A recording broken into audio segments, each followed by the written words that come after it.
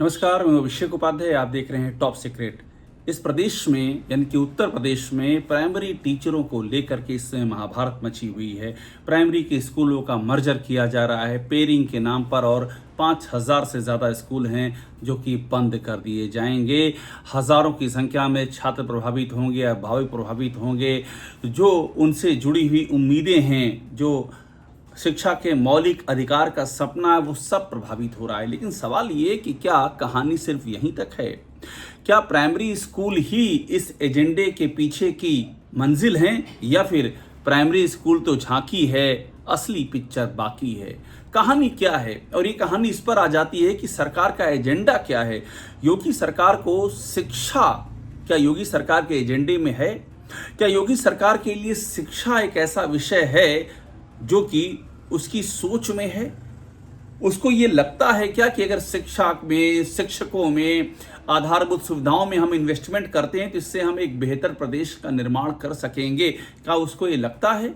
देखिए, चाणक्य के ज़माने से ये एक आम धारणा रही है कि अगर आपको एक अच्छा नागरिक तैयार करना है तो आप शिक्षा दीजिए, उसको अच्छी शिक्षा दीजिए। ये एक आदर्श राज्य की अवधारणा रही है कि बगैर अच्छी शिक्षा के अच्छा नागरिक नहीं हो सकता, आदर्श राज्य नहीं हो सकता है। तो आखिरकार योगी सरकार के जहन में क्या है? शिक्षा का फ्रंट एकदम खाली कर देना है क्या? और अगर ये खाली करना है, अगर ये सोच बना ली है, तो मैं फिर कह रहा हूं कि प्राइमरी स्कूल तो झांकी है, असली पिक्चर बाकी है। और वो असली पिक्चर क्या है? ये प्राइमरी स्कूलों को बंद करने के फैसले से वो सवाल भी खड़ा हुआ है। वो सवाल ये खड़ा हो रहा है कि क्या अब माध्यमिक स्कूलों में भी यही होगा? ये सवाल है। और ये सवाल इसलिए खड़ा हो रहा है कि जो डेटा सामने आए हैं वे डेटा चौंकाने वाले हैं। और वो डेटा बताते हैं कि ऐसे ही डेटा 1 साल पहले, मैं आपको बता रहा हूं, ऐसे ही डेटा सामने आए थे प्राइमरी स्कूलों के। 1 साल पहले की बात है।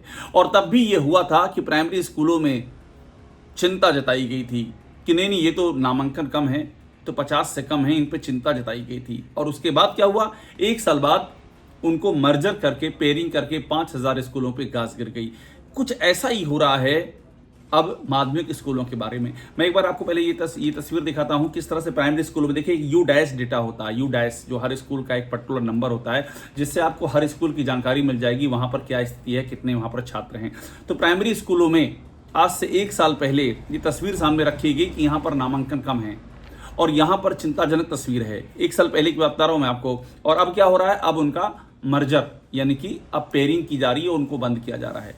तो अब क्या माध्यमिक स्कूलों में भी यही करने की तैयारी है? ये मैं इसलिए कह रहा हूं कि एक बार फिर से, जैसे प्राइमरी स्कूलों पर 1 साल पहले रिपोर्ट आई थी, अब माध्यमिक स्कूलों पर रिपोर्ट आ गई है कि वहां भी 400 से ज्यादा ऐसे विद्यालय जहां 50 से कम छात्र हैं। 400 से ज्यादा बाकायदा एक जो मैंने आपको अभी जानकारी दी थी, यू डैश जो डाटा होता है, उसमें इस बात का जिक्र आ गया 2023-24 के यू डैश डाटा में। और उसके मुताबिक प्रदेश के 436 राजकीय हाई स्कूल हैं, यानी कि जो GIC हैं, गवर्नमेंट हाई स्कूल हैं, वहां पर 50 से कम छात्रों के नामांकन है। अभी सोचिए, ये तो शर्म की बात है। सरकार को शर्म से डूब मरना चाहिए कि GIC में, हम लोग को याद है अपने बचपन का दौर, जब GIC में पढ़ना एक तरह का एक गर्व की बात होती थी कि बच्चा GIC में पढ़ता है, एक लेवल हुआ करता था। अब उस GIC में कोई पढ़ने को तैयार नहीं है। 50 से कम नामांकन वाले 436 स्कूल हो गए हैं। क्यों नहीं शिक्षा मंत्री का इस्तीफा ले लेते हैं? क्यों नहीं खुद अपने उन जिम्मेदार जो अधिकारी हैं, जो बैठे हुए हैं, स्कूल महानिदेशक और क्या क्या बड़ी बड़ी पोस्टों में बैठे हुए हैं, क्यों नहीं उनको सैक कर दिया जाता है? अगर ये तस्वीरें तो अपनी कुर्सी बैठ करके कर क्या रहे थे? ये जिम्मेदार तो अधिकारी ही हैं। जितना भी खेल तमाशा हो रहा है, प्राइमरी स्कूलों में नामांकन कम है, कौन जिम्मेदार है? आप लोग क्यों बैठे हुए हैं लखनऊ में बड़ी बड़ी कुर्सियों पर? ये प्राइमरी शिक्षा, माध्यमिक शिक्षा, इनके बेसिक सचिव, इनके जो बेसिक शिक्षा के जो प्रिंसिपल सेक्रेटरी हैं, ये लोग क्या कर रहे हैं? आपने बड़े बड़े महकमे दे रखे हैं इनको। महानिदेशक स्कूल शिक्षा जिनको बनाया है वो क्या कर रही हैं? ये सारे सवाल तो पूछने वाले थे ना। क्यों नहीं पूछे गए ये सवाल? जब 69,000 शिक्षक भर्ती में भी आरक्षण का घोटाला हो गया, तब भी सवाल नहीं पूछे आपने कि इन अधिकारियों में क्यों नहीं, इन अधिकारियों पर तलवार कसी गई? क्यों नहीं इनकी पदोन्नत की गई? क्यों नहीं इनको सस्पेंड किया गया? उल्टा आपने ऐसा किया कि जो इस तरह के कामों में जिन अधिकारियों का नाम सामने आया था उनको आपने मलाईदार पोस्टिंग दे दी, उनको आपने भेज दिया महाकुंभ देखने के लिए कि वो महाकुंभ का और बड़ी जिम्मेदारी संभालेंगे, तो हौसले बुलंद ही होंगे। अब सोचिए, ये जो मैंने आपको तस्वीर बताई है माध्यमिक शिक्षा के डेटा की, यहाँ पर ऐसे ही नहीं कि सिर्फ 50 से कम वाले छात्र हैं 436, यहाँ पर 189 ऐसे विद्यालय हैं जहाँ 100 से कम छात्रों के नामांकन है। 189 में 100 से कम है, अगर ये भी घटते घटते 50 से कम हो गए तो आप क्या करेंगे फिर इसका मतलब है कि इनको भी बंद करेंगे। ये सवाल खड़ा हो रहा है, सरकार को जवाब देना चाहिए, क्योंकि ऐसा ही तो हुआ है प्राइमरी स्कूलों के बारे में कि 1 साल पहले आप ये कहते हो कि वहां नामांकन काम है, वो चिंता जताते हो, और 1 साल बाद उनको आप बंद कर देते हो। तो ये तो एक तकनीक ही है, ये तो काम करने का तरीका है, और ये बताता है कि शिक्षा के प्रति आपके जहन में क्या है। और यहीं पर मैं ये कहूंगा कि एक बार योगी सरकार को चाहिए कि वो तमिलनाडु की ओर झांके। तमिलनाडु के लिए शिक्षा व्यवस्था क्या है? देखिए, मैं फिर से कह रहा हूं, बगैर शिक्षा के आदर्श नागरिक नहीं हो सकता है। और आप जब दिन रात बटोगे तो कटोगे, हिंदू मुसलमान संभल बहराइच दरगाह मंदिर मस्जिद शमशान आप यही करते रहेंगे तो आप बच्चों को पढ़ाएंगे कब? और पढ़ाना आपकी प्रायोरिटी में कब रहेगा? और मैं आपको बताऊं, आज भी इस देश में जो आम नागरिक है वो चाहता है बच्चे पढ़े लिखें, अच्छी जगहों पर चले जाएं। वो नहीं चाहता है कि बच्चे बटेंगे तो कटोगे का नारा लगाएं। और ये जो नारा लगवा रहे हैं जो लोग बड़े बड़े नेता, इनके बच्चे कहाँ पढ़ रहे हैं? आपको ख्याल है? कभी बड़े बड़े कॉन्वेंट स्कूलों में पढ़ रहे हैं, विदेशों में पढ़ रहे हैं। इन्होंने ये कभी भी प्राइमरी की टाट पर नहीं बैठे हैं। प्राइमरी की टाट पर तो आपके घर वालों के, आपके घर के बच्चे बैठ रहे हैं और आपसे नारे लगवाए जा रहे हैं कि नारे लगाओ, बटोगे तो कटोगे। और सवाल मत करो कि वो टाट पर क्यों बैठ रहे हैं, क्यों नहीं उनको कॉन्वेंट की अच्छी एजुकेशन मिल रही है, या फिर क्यों उन प्राइमरी स्कूलों को इतना अच्छा नहीं बनाया जा रहा है कि वहां की पढ़ाई उन कॉन्वेंट से बेहतर हो। इस पर सवाल ना पूछा जाए, यही इस सरकार की मंशा है। अब आप बताइए, मैं आपको बताता हूं तमिलनाडु में क्या स्थिति रही है। आप सोचिए, तमिलनाडु में 100 साल से मिड डे मील का इतिहास है। 100 साल से योगी आदित्यनाथ को तमिलनाडु के बारे में पढ़ना चाहिए। 100 साल से वहां मिड डे मील दिया जा रहा है। 16 नवंबर 1920 को, रिपीट कर रहा हूं, 16 नवंबर 1920 को मद्रास कॉर्पोरेशन के स्कूल में पहली बार बच्चों को टिफिन दी गई थी। एक वो है जहां 100 साल से इतिहास है, एक ये है योगी आदित्यनाथ का उत्तर प्रदेश, जहां पर आप पेयरिंग में स्कूल बंद कर रहे हैं, रसोइयों की नौकरी जाएगी। पास में बच्चे जाते थे कि पास में मिड डे मील मिल रहा है तो जा करके वहां पर भोजन भी मिल जाएगा, उनको पढ़ाई भी कर लेंगे। अब तो जाने से रहे, यानी कि उनका पोषण भी आप ले गए। अब आप ये सोचिए, मैं जो आपको बता रहा था तमिलनाडु की कहानी, यहां पर एक नेता आते हैं के कामराज, जिन्होंने क्रांति ला दी, तमिलनाडु के सीएम रहे। इन्होंने क्रांति ला दी मिड डे मील प्रसार में। और आलम यह हुआ कि उस जमाने में आपको बता रहा हूं 1.65 मिलियन गरीब बच्चों को फायदा हुआ, यानी कि करीब 16.5 लाख गरीब बच्चों को फायदा हुआ।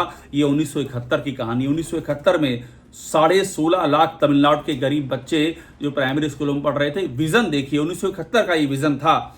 और आज का विजन ऐसा है कि बच्चों की पोषण छिन रहा है, छोटी बच्चियां हैं वो स्कूल नहीं जाएंगी। और टीचरों पर तो आपको सबसे अधिक समस्या है, उनको 32 एक्स्ट्रा काम मिलते हैं, उसका आपको ख्याल नहीं है। आपको बस यही ख्याल है कि वो टीचर पढ़ाते नहीं हैं। आप उनकी डिजिटल अटेंडेंस लगवाएंगे, आप उनको दूर दराज के इलाकों में भेजेंगे, उनको हैरेस करेंगे, 1000 काम उनसे लेंगे। इसके साथ में आप ये भी करेंगे।